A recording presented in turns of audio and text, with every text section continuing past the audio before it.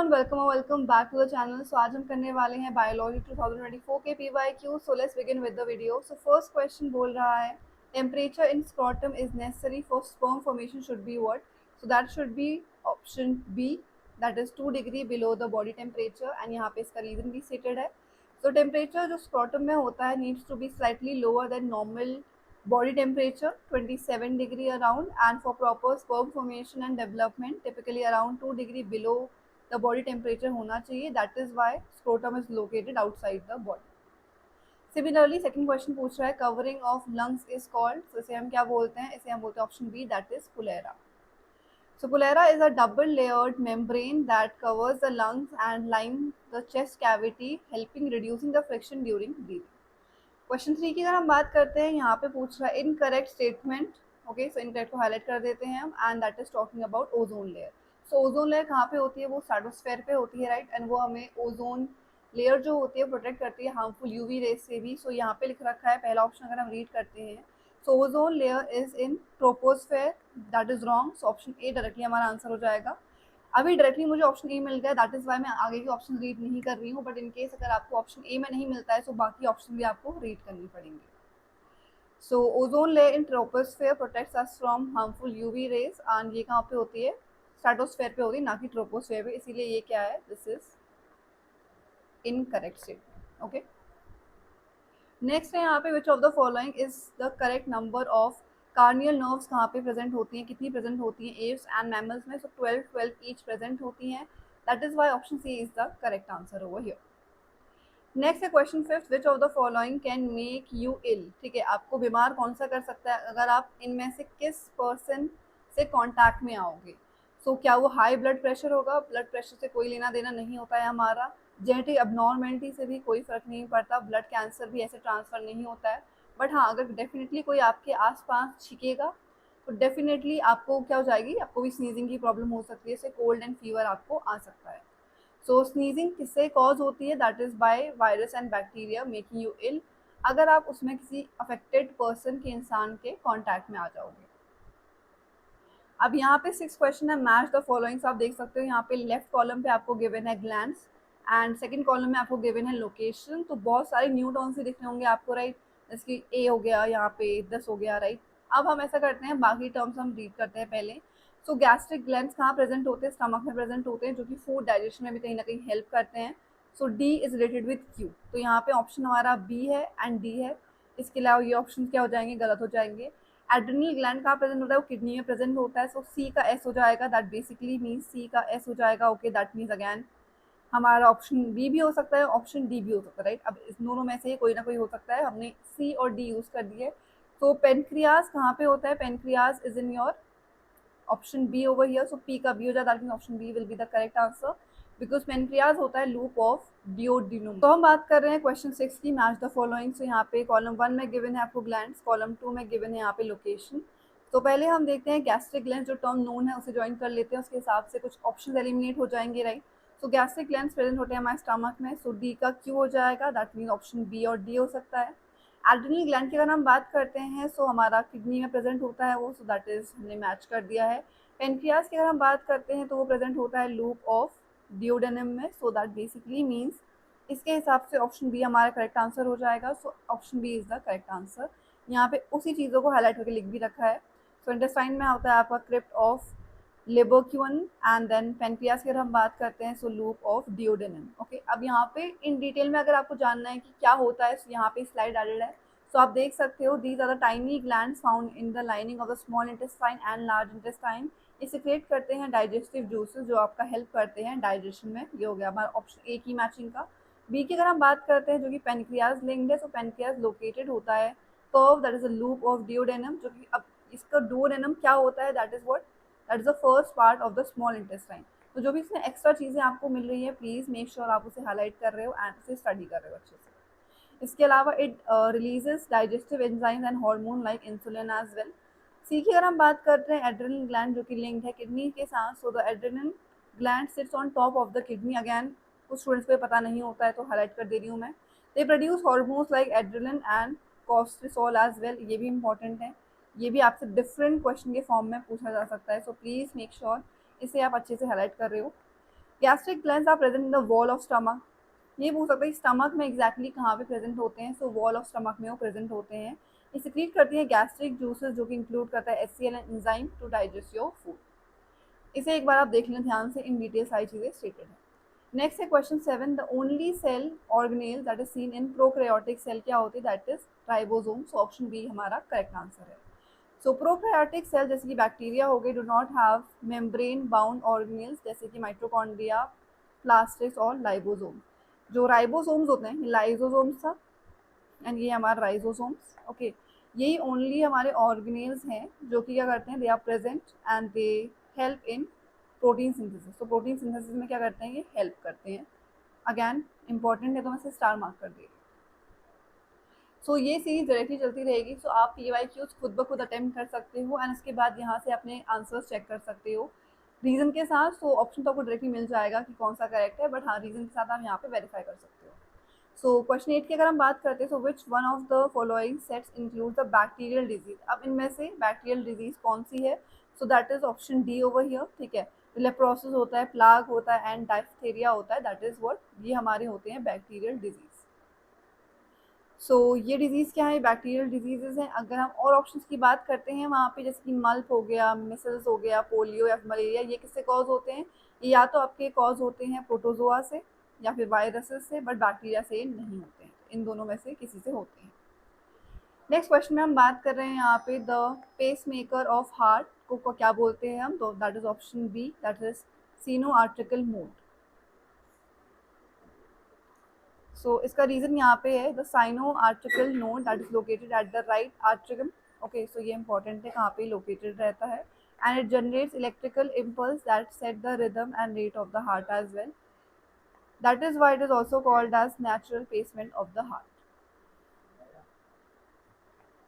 Next at question 10th, which of the following cell organelles is related to protein formation? So rough endoplasmic reticulum is related with that. So option C हमारा correct answer है यहाँ पे। अब ये कहाँ पे attach होता है, it is attach to the surface which are directly involve in protein synthesis. तो ये सब चीज़ आपको पता होनी चाहिए प्रोटीन सिंथेसिस में एग्जैक्टली क्या लिंक्ड है एंड कैसे लिंक्ड है। दैट इज वाई से हम रफ भी बोलते हैं because of the ribosome that is present there. फिर हम बात कर रहे हैं यहाँ पे 11th क्वेश्चन के। सो अ 4 chambered heart is found in which group of animals over here? So that is option D, crocodile, bird and mammals में find होता है। So crocodile are the only reptiles with true 4 chambered heart. Birds और जो mammals होते हैं उसमें भी 4 heart chambered होता है, उनका 4 chambered heart होता है basically, that allows complete separation of oxygenated and deoxygenated blood for effective circulation. Next question. Next यहाँ पे बात कर रहा है सिस्टोसिस प्रेशर के बारे में, सिस्टोलिक प्रेशर के बारे में, that is of heart is higher than diastolic pressure. तो ये ज़्यादा क्यों होता है, इसका रीज़न क्या होता है, that is option A over here, that means blood is forcefully pumped into the arteries by heart during systole and not during diastole. So option A is the correct answer over here. Next slide में हमेशा आपके reason stated है so that आपको पता चले in detail में। अगर आपको स्टडी करनी है so please join the classes. So systole is a phase when the heart contract, ठीक है। अब यहाँ पे वर्ड्स हाईलाइट कर दे रही हूँ मैं सो दैट यू नो हार्ट यहाँ पे क्या कर रहा है, कॉन्ट्रैक्ट कर रहा है एंड फोर्सफुली उसके बाद वो क्या कर रहा है, पंप कर रहा है blood into the arteries creating higher pressure over there. So already ये वर्ड्स आपके हाईलाइटेड हैं बोल्ड लेटर्स में, बट स्टिल यहाँ पे मैं हाईलाइट कर दे रही हूँ सो दैट आपको डिटेल में अच्छे सब चीज़ें पता हो। सो हम करने वाले हैं क्वेश्चन नंबर 13। आप पाई चार्ट देख सकते हो यहाँ पे। सो PQRS का चार्ट गिवन है। So this refer to the pie chart and यहाँ पे शो कर रहा है contribution of different gases of global warming. आपको आइडेंटिफाई करनी है यहाँ पे PQRS में से क्या चीज़ें हैं पहले, और उसके बाद आपको इनकरेक्ट स्टेटमेंट यहाँ पे आइडेंटिफाई करना है। ऑलराइट, सो इनकरेक्ट स्टेटमेंट अगर हम देखते हैं, सो P कुड बी, यहाँ पे पॉसिबिलिटी की बात कर रहा है, so P could be the gas that increases in the atmosphere due to excessive use of fossil fuel, because हर जगह फॉसिल फ्यूल यूज होता है, that can be the possibility. Option B अगर हम रीड करते हैं, Q could be the gas that is produce by complete combustion of biomass, that seems dicey, तो next option read करते हैं। R could be the synthetic gas जो कि हमारा होता है use refrigerator and air conditioning में, तो ये वाला पार्ट बोल रहा है दैट कैन बी ट्रू, ठीक है। उसके बाद S could be the gas that is produce by combustion of nitrogen rich fuel, this could also be there. So जो कंफर्म नहीं हुआ that is option B, so option B can be the incorrect statement over here. Now what is the reason behind that? So P जो है that is largest amount में present था, जैसे कि आपने पाई चार्ट में देखा, that can B carbon dioxide, जो कि excessive burning of fuel fossil fuels की वजह से होती है। क्यू लार्जेस्ट है, that is methane, produced from anaerobic decomposition से प्रोड्यूस होता है, ये इंपॉर्टेंट है। ये स्टेटमेंट वहाँ पे इनकरेक्ट गिवन था, बिकॉज वहाँ पे गिवन था complete combustion does not take place, because anaerobic decomposition हो रहा है। एनएरोबिक मतलब कि एब्सेंस ऑफ ऑक्सीजन में। सो आर की अगर हम बात करते हैं, C F C, that is chlorofluorocarbon, synthetic gases that are use in refrigerators and AC. इसके अलावा एस में क्या हो सकता है, नाइट्रिक ऑक्साइड हो सकती है, that is release by the combustion of nitrogen rich fuel. अब वहाँ पे आपको ऑलरेडी गिवन था what could be the possibilities, यहाँ पे मैं क्लियरली स्टेट कर दे रही हूँ कि क्या हो सकता है, यहाँ पे क्या कंपाउंड हो सकता है हमारे P Q R N S, and क्यों वो इनकरेक्ट है भी यहाँ पे स्टेटेड है। सो क्यों वो इनकम्प्लीट है, सो क्यों वो इनकरेक्ट है, sorry. So complete combustion of biomass mainly produces carbon dioxide, ना कि methane, and methane forms in low oxygen anaerobic condition में, like wetlands हो गया, landfills हो गया, फिर cattle का। Now here is the next question, question number 14. So if a person living at sea level migrates to a 8,000 feet high hill, his blood pressure after 15 days will क्या हो जाएगा उसमें? Increase in volume हो जाएगा, have fewer white blood cell, या have greater number of RBCs and more hemoglobin. So option C will be the correct answer over here. Because आपने देखा होगा जब भी कोई इंसान हाई एल्टीट्यूड में जाता है, वहाँ पे से सांस फूलने लगती है, एंड डायरेक्टली क्या होता है, रेड पर्सन को दिखने लग जाता है। अगर आपने नोटिस किया है, अगर आप भी कभी बहुत ज़्यादा चल रहे हो या कहीं भाग के आए हो, तो फेस रेड हो जाता है, दैट इज क्योंकि वहाँ पे हीमोग्लोबिन का जो क्वांटिटी है वो बढ़ जाती है। So option C is the correct answer, have greater number of RBCs and more haemoglobin. So higher altitude में अगर हम बात करते हैं, तो ऑक्सीजन लेवल क्या होता है, कम होता है, लो एटमॉस्फेरिक प्रेशर होता है। ये भी सारी इंपॉर्टेंट चीज़ें हैं जो आपको पता होनी चाहिए। सो ये आप क्लास के बाद या फिर बीच में ही नोट्स अपने ऐड कर सकते हो, एक बार वीडियो डायरेक्टली देख सकते हो एंड दूसरी बारी नोट्स बना सकते हो। नेक्स्ट है to compensate for less oxygen, हमारी जो बॉडी है वो इंक्रीज कर देती है production of RBC and haemoglobin, so that ज़्यादा से ज़्यादा ऑक्सीजन क्या कर सके, बॉडी कैरी कर सके। This also help a person to adapt, and उसके बाद मेंटेन कर लेता है oxygen to supply to the tissues as well. इसी प्रोसेस को हम क्या बोलते हैं, एसीमेटाइजेशन भी बोलते हैं। नेक्स्ट है 15th question, from which of the following maximum amount of nitrogen will be excreted from a mammalian body, that is urine. Option C is the correct answer over here. Maximum amount of nitrogen कहाँ से release होता है, that is from urine. So in mammals, nitrogenous waste mainly in the form of urine is secreted primarily through urine only, that is urea की form में होती है वो। Urea is produce in the liver. अब कहाँ पे produce हो रहा है, ये बहुत इंपॉर्टेंट है, यूरिया कहाँ प्रोड्यूस हो रहा है, that is in liver. During the break down of protein, कब प्रेजेंट होता है, ये पॉइंटर ही पूरा इंपॉर्टेंट हो गया, बिकॉज दो तीन चीज़ें इंपॉर्टेंट आ रही हैं, so we can say whole pointer is important. During the break down of protein and is remove by kidney, kidney से रिमूव होता है, प्रोड्यूस कहाँ पे होता है urea, that is in liver. And very little nitrogen is lost through the breath, sweat and, तो basically वहाँ से भी रिलीज होती है, बट एज कम्पेयर जो अमाउंट है वो कम होता है, बिकॉज यहाँ पे हमसे क्या पूछा था, मैक्सिमम अमाउंट। यहाँ पे अगर ये पूछा होता कि हमसे अमाउंट ऑफ नाइट्रोजन कहाँ से रिलीज होती है, और उसमें option A B C D ऐसे कंबाइन करके भी लिखा होता, तो वो आंसर हो सकता था, बट क्वेश्चन में क्लियरली स्टेटेड है कि maximum, that is why option C ही हमारा करेक्ट आंसर है। सो हम करने वाले हैं 16th question. So arrange the following cell in ascending order. सबसे पहले जो छोटा सेल होगा वो आएगा, लार्जेस्ट सबसे बाद में आएगा, राइट। तो यहाँ पे ऑस्ट्रिच एग की बात कर रहे हैं, ह्यूमन आरबीसी की बात कर रहे हैं, hen egg and bacteria as well. तो इसमें ऑर्डर की तरफ बात करते हैं, सो बैक्टीरिया सबसे छोटा होता है, राइट। तो option A I think correct answer होगा, लेट मी जस्ट सी। पहले बैक्टीरिया बोला, उसके बाद RBC, human RBC, then hen egg and then ostrich egg, which is correct. So option A हमारा करेक्ट आंसर हो जाएगा। सो यहाँ पे इसका रीजन भी स्टेटेड है। तो बैक्टीरिया क्या होता है, बहुत ज़्यादा स्मॉल होता है, जिससे आप बोल सकते हो 1 से लेके 10 माइक्रोमीटर में वो है, ठीक है। इसके अलावा ह्यूमन आरबीसी जो कि है red blood cell, that is slightly larger, जो कि होती है 6 to 8 माइक्रोमीटर तक। हेन एग की अगर हम बात करें, थोड़ा लार्जर होता है, which is visible to your eye, या फिर आप बोल सकते हो size of chicken egg as well. इसके बाद अगर ऑस्ट्रिच एग की बात करें, जो कि बहुत बड़ा होता है साइज में, that is the size of football, जो कि क्वाइट विजिबल टू यू। तो ऐसे करके इसका यहाँ पे ऑर्डर आ जाएगा। नेक्स्ट क्वेश्चन है question number 17। So which statement is incorrect about carbon monoxide. So carbon monoxide के बारे में यहाँ पे क्या इनकरेक्ट ऑप्शन है, let's read it. So carbon monoxide 250 time incorrect है, ठीक है, हाईलाइट कर दे रही हूँ मैं, अगेन इनकरेक्ट की बात कर रहे हैं, करेक्ट की बात हम नहीं कर रहे हैं। So carbon monoxide 250 times more affinity होती है with haemoglobin as compare to oxygen, that is true, ठीक है, ये करेक्ट है हमारा स्टेटमेंट। मेजर सोर्स हमारे कार्बन मोनोऑक्साइड का व्हीकल होते हैं, yes. Carbon monoxide poisoning is common during winter, ज्यादा हो जाती है ना, बिल्कुल, that is also true. Option D बोला लंग्स में carbon monoxide combines with haemoglobin to form oxy, oxy haemoglobin नहीं फॉर्म करता है, so option D is the incorrect statement in चारों में से। सो करेक्ट एक्सप्लेनेशन क्या है यहाँ पे, सो लंग्स में carbon monoxide binds with the haemoglobin to form carbo oxy, मतलब क्या हो जाएगा, ऑक्सीजन कंबाइंड हो रही है यहाँ पे, कार्बन मोनोऑक्साइड फॉर्म हो रही है, उसके साथ मिक्सचर हो रहा है, so carboxyhaemoglobin will be there, not oxyhaemoglobin. So carboxyhaemoglobin जो है प्रिवेंट करता है ऑक्सीजन का transport and leading to serious illness, या फिर आप बोल सकते हो health issue. So option B, A, B और सी जो हमारे फर्स्ट थ्री स्टेटमेंट थे वो हमारे करेक्ट है। नेक्स्ट है यहाँ पे क्वेश्चन नंबर 18। सो यहाँ पे बोल रखा है अगर ब्लड ग्रुप चाइल्ड का IA, IO या फिर IB, IO करके हो तो फिर आपका which of the following will be false. Again यहाँ पे हम क्या कर रहे हैं, फॉल्स स्टेटमेंट के बारे में बात कर regarding the blood group of the parent. तो his parent can have blood group A and B, हो सकता है ना, बिकॉज इसके हिसाब से अगर आप देखोगे जो ऊपर हाईलाइटेड है इसके हिसाब से देयर इज अ पॉसिबिलिटी, ठीक है, तो ये हो सकता है।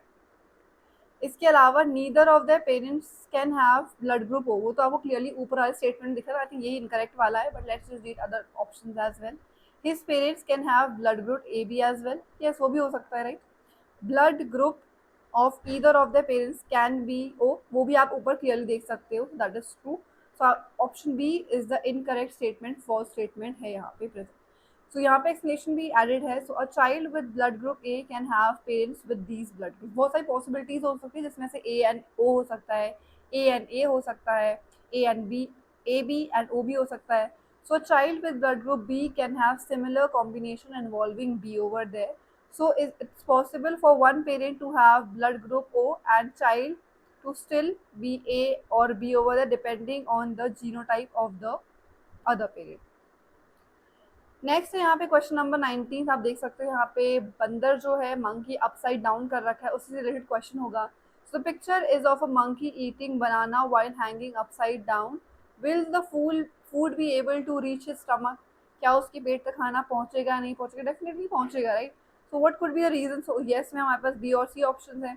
So yes because the muscle in the food pipe will help the food travel towards the stomach, या फिर yes the because the stomach sucks in the food that is eaten, option B हमारा यहाँ पे क्या है, that is the correct answer. So इतना बड़ा explanation यहाँ पे पूरी प्रोसेस को रिलेटेड लिख रखा है, so you can go through it, कुछ चीजें आपके लिए भी छोड़ रही हूँ सो that you attend the classes. Next है हमारा क्वेश्चन नंबर 28। सो वो आप पॉज कर सकते हो उसके लिए video, so that it is visible to you for a longer time. Option, अब हम 20th क्वेश्चन की बात कर रहे हैं। सो दीप्ति ने यहाँ पे एक वेल लेबल डायग्राम शो कर रखा है सेल का, जो कि उसने देखा अंडर माइक्रोस्कोप। सो इसमें से कौन सी सेल हो सकती है, अब यहाँ पे ना आपको क्लियरली उतना दिख नहीं रहा होगा ये, सो यहाँ पे मैं रीड कर लेती हूँ एंड मैं टिक भी कर दूंगी साथ ही में जो जो मैं रीड करती रहूँगी। सो यहाँ पे आपका प्रेजेंट है mitochondria, ribosome, chloroplast, cell wall, cell membrane, vacuole, nuclear pore, microfilament, gol Golgi body, and then यहाँ पे nucleus and then rough ER, smooth ER, and यहाँ पे लास्ट वाला है न्यूक्लोलियस। ओके, सो ये सारी चीज़ें यहाँ पे प्रेजेंट है, तो इसके बेसिस में आपको देखना है कि इनमें से कौन से ऑप्शन को ये सेटिस्फाई कर रहा है, ठीक है। सो इसके हिसाब से अगर सब चीज़ों को मिक्स करोगे, so option B that is the spores of fungus का जो ये हमारा डायग्राम है ये है। तो कैसे लिंक्ड है, अगर दीप्ति ने क्या कर रखा है, सिंगल सेल ऑर्गेनिज्म को माइक्रोस्कोप के अंदर देख रखा है, ड्रॉ कर रखा है, तो प्रोबेबिलिटी है कि वो यूनिसेलुलर होगा या फिर स्पोर प्रोड्यूसिंग ऑर्गेनिज्म होगा। सो फंगल पोर की अगर हम बात करते हैं सिंगल सेल्ड होता है and can be easily observe under the microscope. अगर ऑप्शन ए की अगर हम बात करें वो सिंगल सेल्ड है but much larger and generally not simple to observe easily, that is why हमने वो ऑप्शन एलिमिनेट कर रखा है। ऑप्शन सी की अगर हम बात करते हैं, जो बॉडी ऑफ फ्रॉग होता है वो कंसिस्ट करती है multi cellular tissue, single cellular tissue वो नहीं होती है। इसके अलावा अगर हम पीसेज ऑफ कैरेट की भी बात करते हैं वो भी मल्टी सेल्युलर प्लांट ऑर्गेनिज्म होता है। तो मोस्ट सूटेबल यहाँ पे जो option that is option B, जो कि है spore of fungus over here. Next हम यहाँ पे बात करें 21st क्वेश्चन की, which of the following function of the skeleton over here. तो स्केलेटन का फंक्शन सॉरी नहीं होता है, sorry okay, not the function of skeleton. Store करता है हमारे स्केलेटन मिनरल्स, यस। प्रोटेक्ट करता है vital organism, yes. Production of blood cell in bone marrow, yes. So detoxify वो नहीं करता है, right. So option D is the false statement, जो कि हमारा स्केलेटन नहीं करता है, राइट। सो डिटॉक्सिफिकेशन, सो यहाँ पे स्केलेटन के फंक्शंस क्या इन्वॉल्व करते हैं, A B C option over here. अब मिनरल्स में एग्जैक्टली क्या होता है, तो कैल्शियम और फॉस्फोरस होता है वहाँ पे। वाइटल ऑर्गन्स क्या है हमारा, that is brain, heart and lungs. अब वाइटल ऑर्गन्स इस पर्टिकुलर कॉन्टेक्स्ट में, ठीक है, यहाँ पे हम क्या बात करें, स्केलेटन की बात करें, स्केलेटन के टर्म्स में यहाँ पे हम डिस्कस कर रहे हैं। इसके बाद है production of blood cells in bone marrow, जो कि क्या होती है, process called haematopoiesis as well. Detoxification क्या होता है, आपका लीवर का फंक्शन रहता है। And please highlight this as well, ये हाईलाइट कर लो बिकॉज स्टूडेंट कंफ्यूज हो जाते हैं कि लीवर का है या फिर किडनी का है। लीवर किडनी बहुत स्टूडेंट को कंफ्यूजन होती है। जैसे यूरिया की अगर हमने बात करी अभी, तो उसमें क्लियरली स्टेटेड है यूरिया कहाँ पे प्रोड्यूस होती है, that is produce in liver over there. तो ये बहुत इंपॉर्टेंट चीज़ें हैं, बहुत स्टूडेंट्स को कंफ्यूजन भी होती है। अब यहाँ पे एक शॉर्ट ट्रिक लिख रखी है मैंने। सो स्केलेटन मतलब support, protection, movement, mineral storage, blood cell formation as well. और लीवर क्या करता है, हमें सब चीज़ों से डिटॉक्सिफाई करता है। इसलिए हमारा लीवर और जो किडनी है वो अच्छी कंडीशन में हमारी होनी चाहिए, एंड उसके लिए हमें अच्छा खाना भी खाना चाहिए। सो 22nd क्वेश्चन, सो बिलिरम एंड बिलीवर्डन जो पिगमेंट है वो कहाँ पे फाइंड आउट होता है, that is find out in bile juice. Option B हमारा करेक्ट आंसर है। सो अब इसमें ना सिर्फ कलर्स क्या क्या होते हैं ये भी आपको पता होना चाहिए, जो कि यहाँ पे क्लियरली स्टेटेड है अगर आप देखोगे। सो जो बिलीरम है that is of yellow pigmentation, और बिलीवर्डन वर्डन जो है that is of green pigmentation. ये हमारे क्या होते हैं, दोनों ही हमारे क्या है, वेस्ट प्रोडक्ट्स है जो कि फॉर्म होते हैं by the break down of haemoglobin from dead red blood cells. ये अब इन डिटेल में से आप इसे अच्छे से एक बार देख लेना बिकॉज ये बहुत इंपॉर्टेंट है। यहाँ पे आप देख रहे हो कि कैसे वो और कॉन्सेप्ट के साथ से लिंक करते हुए चला, that is why explanation is very very important because explanation में क्या होता है, इस पर्टिकुलर चीज़ के अलावा भी जो आपकी चीज़ें सिलेबस में है आपको उसके बारे में भी पता चलता है। These pigmentation are collected by liver and secreted into bile juice. Bile juice help करता है हमारा फैट डाइजेशन में, बहुत इंपॉर्टेंट है। फैट डाइजेशन में कौन सा जूस यूज करता है, फैट डाइजेशन में क्या इंपॉर्टेंट है, तो ये करके क्वेश्चन आ सकते हैं यहाँ पे। और यहाँ पे एक्सक्रिएशन ऑफ वेस्ट पिगमेंटेशन में भी यूज आता है। Thus we can say that blood contains hemoglobin, not bilirubin directly. Directly वो कहीं लिंक नहीं है, but yes of course indirectly it can be link because सारे ही हमारे जो बॉडी के पार्ट से कहीं ना कहीं एक चीज़ों को अफेक्ट करते हैं, राइट। अगर आपकी तबीयत खराब हो जाती है तो आपको कुछ काम करने का मन नहीं करता, आपको बॉडी में पूरी मतलब कि पेन फील होता है, राइट। सो वो सारी चीज़ें इनडायरेक्टली लिंक है, बट कौन सी चीज़ डायरेक्टली लिंक है ये आपको पता होना चाहिए definitely. Pancreatic juices and saliva are digestive juices but do not carry these pigments over there, ठीक है। इसके अलावा हमारे पास नेक्स्ट क्वेश्चन है। सो इन विटरवल 5 किंगडम्स क्लासिफिकेशन जो यूक्रियोटिक होता है वो किस में असाइन था, थिंक अबाउट इट। मैं तो डायरेक्टली रिकॉर्ड क्लास है तो डायरेक्टली आपको आंसर बता रही हूँ। So option C is the correct answer, 4 of 5 kingdoms. उसके किंगडम्स कौन कौन से होते हैं, सो यहाँ पे क्या होता है, इसके किंगडम्स की अगर आप बात करते हो तो मोनेरा होता है, Protista, Fungi, Plantae, Animalia as well. So इसमें यूक्रियोटिक इन चारों में प्रेजेंट होता है एक्सेप्ट मोनेरा। मोनेरा में क्या प्रेजेंट होता है, दैट इज प्रोकैरियोट्स प्रेजेंट होते हैं जैसे कि बैक्टीरिया, ठीक है। सो ओनली मोनेरा क्या करता है, that contains prokaryote over here, other वाले क्या करते हैं, यूक्रियोटिक सेल्स कैरी करते हैं। नेक्स्ट है 24th क्वेश्चन जो कि बात करें डबल फर्टिलाइजेशन प्रोसेस के बारे में। सो डबल फर्टिलाइजेशन क्या होता है, तो डबल फर्टिलाइजेशन होता है जब fusion of one male gamete nucleus with egg nucleus takes place while fusion of other male gamete nucleus के साथ सेकेंडरी न्यूक्लियस के साथ होता है। सो ये ऑलरेडी डिस्कस हो रखा है क्लास में क्या डिटेल में प्रोसेस वगैरह, सो आई थिंक आपको पता होगा। अब ये तो इसमें आंसर्स के बारे में बात कर रहा है, एक्सप्लेनेशन यहाँ पे गिवन है। डबल फर्टिलाइजेशन के बारे में ही पूछ रहा है वो, डबल फर्टिलाइजेशन का मतलब क्या होता है। It's a process in flowering plants where flowering plants में ही होता है, नॉन फ्लावरिंग प्लांट्स में क्या होगा, नहीं होगा, right. Where one male gamete fertilizes the egg cell to form the zygote and the other male gamete fuses with the two polar nuclei to form triploid endosperm. Okay, I think सबको clear है। Now next है हमारा 25th question. So if you get smallpox once, so there are chances of getting smallpox against are reduced. क्यों? क्योंकि आपको stomach को already पता है किस चीज़ से अटैक हुआ था एंड कैसे उसे रिकवर करना है। That means option A is the correct answer. वहाँ पे फर्स्ट अटैक के बाद वो क्या करता है, रिस्पॉन्ड करने लग जाता है एंड उसे कहीं ना कहीं मेमोरी सेल वहाँ पे फॉर्म हो जाती है। तो ये हेल्प करता है आपकी बॉडी को रिकॉग्नाइज करने में एंड फाइट करने में वायरस के साथ more effectively if expose again. 26 question की अगर हम बात करते हैं, ऑस्मोसिस किसमें हेल्प करता है हमारे, resistance to the frost, yes, distribution of water across the cell, yes, turgor of the guard cell as well. तो तीनों ही हमारे करेक्ट हैं, that means option D all of the following will be the correct answer. So osmosis help करता है, ये सब चीज़ें यहाँ पे वही लिखी होंगी कि जो जो करता है वही चीज़ यहाँ पे दोबारा लिखी है, दैट मीन्स ऑप्शन डी हमारा करेक्ट आंसर। इसके अलावा 24th क्वेश्चन को अगर हम रीड करते हैं, so if a few drops of iodine, iodine का अगर हम डाल रहे हैं सोल्यूशन, किसके टेस्ट के लिए रिस्पॉन्सिबल होगा, डायरेक्टली स्टार्च, राइट, और ब्लू ब्लैक कलर वहाँ पे शो करने लग जाता है, राइट। सो आयोडीन सोल्यूशन क्या कर देता है, ब्लू बैक टर्न कर देता है in the presence of starch, indicating वहाँ पे राइस वाटर प्रेजेंट है जो कि स्टार्च कंटेन कर रहा है। 28th question, lack of oxygen in the muscle often causes to stiffness in the leg of a cricketer players। क्यों प्रोड्यूस होता है, ये मैंने क्लास में बहुत अच्छे से डिटेल में समझा रखा था, बिकॉज अगर हम बहुत ज़्यादा रनिंग वगैरह करें तो हमारे पाँव में क्या होता है, लैक्टिक एसिड प्रोड्यूस हो जाता है, दैट बेसिकली मीन यहाँ पे लैक्टिक एसिड वाला है, तो दैट मीन ऑप्शन डी हमारा करेक्ट आंसर है। कन्वर्जन ऑफ पायूरेट किसमें हो रहा है, लैक्टिक एसिड में। इसमें एरोबिक एनारोबिक की भी कहीं ना कहीं कंडीशंस इंपॉर्टेंट है जो कि हमने पढ़ रखी है, so please make sure you attending the class. So option D हमारा करेक्ट आंसर है। When muscle lack oxygen, pyruvate जो होता है कन्वर्ट हो जाता है आपका लैक्टिक एसिड में, leading to muscle stiffness and fatigue, इसे हम बोलते हैं anaerobic respiration, right.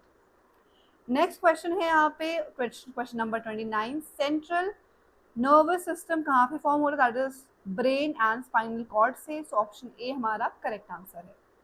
So central nervous system consist of brain and spinal. So हम करने वाले 30th question. So Deepa visited hill station of Himachal Pradesh. While on her trip, she observed many people had lumps around their necks. ठीक है, lumps होने लगे लोगों को। She called it swollen neck disease. Swollen neck disease I think आपको पता होना चाहिए ऑप्शन क्या करेक्ट है। She was curious to know why this happened and did a lot of research on the cause and the disease as well. उसे पता चला एक डिजीज जो है that is cause mall functioning of N endocrine gland.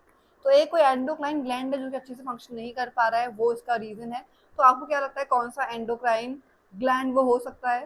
I think सबको पता होना चाहिए, एंड अगर नहीं पता है तो बहुत ही आप पढ़ाई नहीं कर रहे हो बिल्कुल भी। सो option D is the correct answer, thyroid gland, because उससे क्या हुआ था, और डिजीज का नाम मैं नहीं बताऊंगी बिकॉज नेक्स्ट क्वेश्चन उस पर बेस्ड है। So thyroid gland, swollen neck often referred to as goiter is typically caused by an issue of thyroid, and इसमें किस चीज़ की डेफिशिएंसी होती है, आयोडीन की डेफिशिएंसी होती है। अब यहाँ से ना कुछ क्वेश्चन आपके लिंक्ड है, तो आप वीडियो पॉज करके एक बार खुद ट्राई करना इसके आंसर्स प्लीज, ठीक है। Which lead to thyroid dysfunctioning and formation of lumps around the neck as well. Also अगर इनकरेक्ट आपके आंसर्स अभी भी आ रहे हैं तो प्लीज अपनी पढ़ाई को सीरियसली में स्टार्ट कर दो, अच्छे से पढ़ाई करना शुरू कर दो। अब यहाँ पे पूछ रहा है swollen neck observed in the people, which disease are people suffering from? क्या आपको पता है आंसर क्या है इसका? Option B. एक्सप्लेनेशन में सारी चीज लिख दी थी मैंने, दैट्स व्हाई मैंने कहा कि आप पॉज करके एक बार से ट्राई करना। सो goiter, swollen neck observed in the people is a sign of goiter, जिसका मतलब है आपका थायराइड ग्लैंड अच्छे से फंक्शन नहीं कर रहा है, that is because of iodine deficiency. Next question, ये तीनों क्वेश्चन लिंक्ड है एक दूसरे से। So the following cause of this disease is what? Answer करो इसे। That means what? Option D is the correct answer, inefficient amount of iodine in the food. So यहाँ पे वही रीजन लिखा है। So iodine deficiency is the cause of goiter, that is a condition जहाँ पे आपका थायराइड ग्लैंड क्या होता है, बड़ा हो जाता है एंड swollen वो दिखता है। आयोडीन एसेंशियल होता है for production of thyroid hormone which regulate metabolism. अभी क्या क्या रेगुलेट करता है ये भी बहुत इंपॉर्टेंट है। Metabolism, growth and development as well. When body does not get enough iodine, thyroid gland क्या होता है, बड़ा हो जाता है in an attempt to compensate for the deficiency, ठीक है, उसे कॉम्पनसेट करता है वो, इसलिए बड़ा जाता है। दैट इज व्हाई बोलते हैं हर चीज़, नॉट ओनली आयोडीन वगैरह बट सारी ही चीज़ें आपको एक अच्छे अमाउंट में लेनी चाहिए, कैल्शियम हो गए, विटामिन हो गए, so that you are healthy. अब यहाँ पे हमसे 4 स्टेटमेंट गिवन है। The true statement regarding human executive system. तो पहली बात याद करो, ह्यूमन एक्जिक्यूटिव सिस्टम में आपने क्या टर्म्स पढ़े हैं, उसमें एक ऐसा टर्म भी है जो कि कहीं ना कहीं ब्रेन से लोग उसे मिसकंसेप्शन हो जाता है, तो प्लीज़ मेक श्योर आपको एटलीस्ट टर्म पता है जब मैं ऐसी बातें बोल रही हूँ, ओके। अब यहाँ पे पूछा ही कौन सा स्टेटमेंट इसमें से करेक्ट है। तो पहला स्टेटमेंट है The number of nephron in each human kidney is 1 in billion. True. तो मैं यहाँ पे लिख दी first, second, third, fourth. First is true. The amount of urea in renal vein is high. That is true. Process of filtration takes place in Bowman capsule. Okay, that is also true. The amount of urea in the hepatic vein is high. That is not true. So I think इसके हिसाब से option D will be the correct answer. So option D हमारा correct answer है. अभी incorrect क्यों है? So the filtration. Wait a second. Sorry. Okay, fourth was the incorrect. वो ये सोचो कि ये तो true लिखा है and हमने क्या read कर रहे हैं.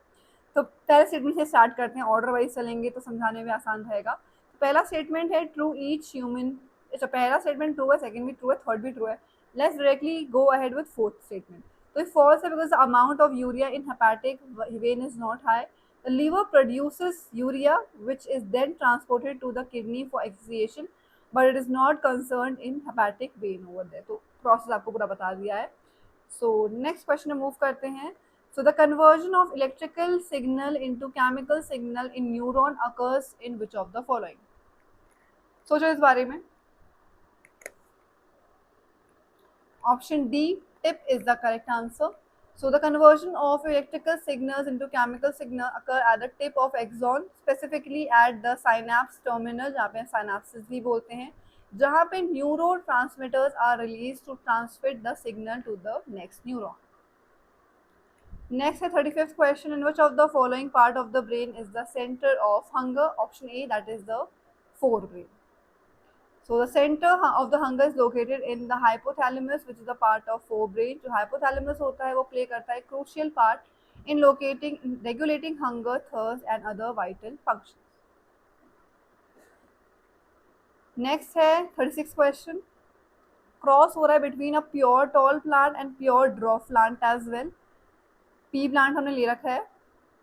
What will be the ratio of pure tall and dwarf plant? Okay, तो इसके हिसाब से आपको यहाँ पे आंसर करना. तो प्योर ड्रॉफ और यहाँ पे आपका अगर ड्रॉफ प्लांट आप लोगे तो क्या आंसर होगा? Option C will be the correct answer.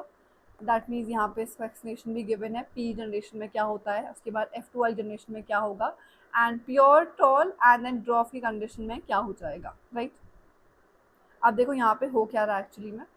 सो ये तो प्योर टॉल हो गया जो क्या वो क्लियरली गिवन है कैपिटल टी से. अब ड्रॉफ, अब कैपिटल टी और स्मॉल टी यार ड्रॉफ तो नहीं होंगे. राइट, वो क्या बोलोगे आप? टॉल बोलोगे.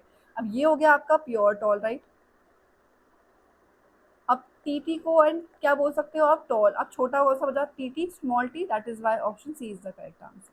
ठीक है, फिर है यहाँ पे 37th question. Which of the following group contains only biodegradable. ठीक है, तो पहला ऑप्शन रीड करते हैं. That is grass. ठीक है, बायोडिग्रेडेबल है. फ्लावर भी बायोडिग्रेडेबल है. ग्लास नहीं होता लेकिन. ठीक है, ग्रास ठीक है बायोडिग्रेडेबल है. वुड भी बायोडिग्रेडेबल, प्लास्टिक नहीं है. That is why. अब इसमें प्लास्टिक की वजह से, इसमें ग्लास की वजह से हमने ये इनकरेक्ट मार्क कर रखा है.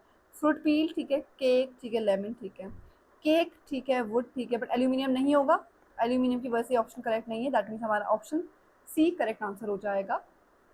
सो all of these are biodegradable and ये ब्रोकन डाउन हो सकते हैं naturally by any micro organism.